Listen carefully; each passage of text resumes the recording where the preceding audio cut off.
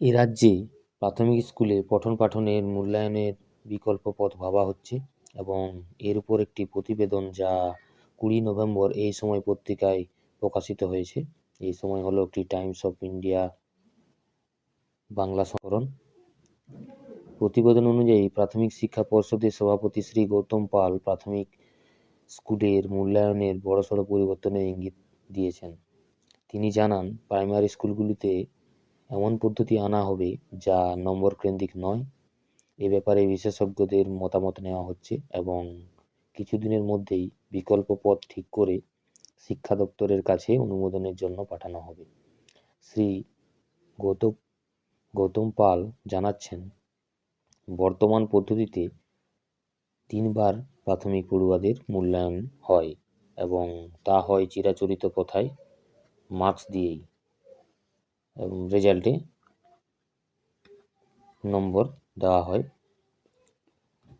এবং কম মার্কস পেলেই অভিভাবকদের মধ্যে মন খারাপ এবং খুদেদেরকে বকাবকি করা, এটা খুব সাধারণ ব্যাপার এবং বেশি মার্কস পেলেই উচ্ছ্বাস অভিভাবকদের মধ্যে।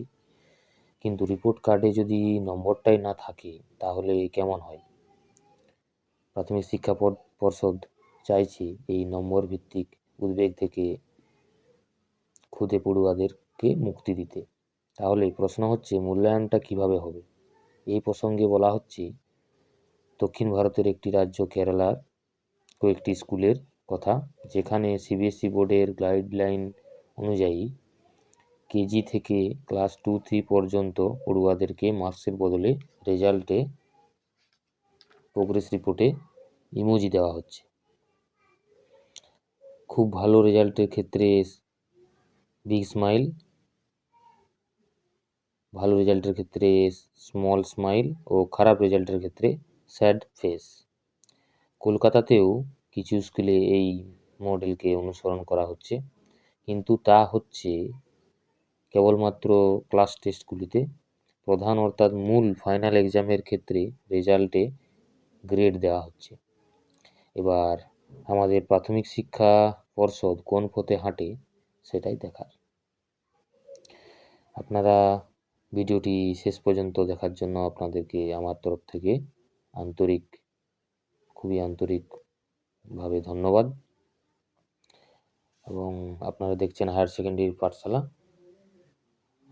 ভিডিওটি ভালো লেগে থাকলে অবশ্যই চ্যানেলটিকে সাবস্ক্রাইব করবেন এবং নোটিফিকেশন বেলটিকে প্রেস করে দেবেন।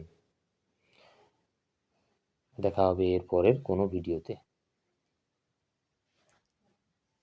ধন্যবাদ।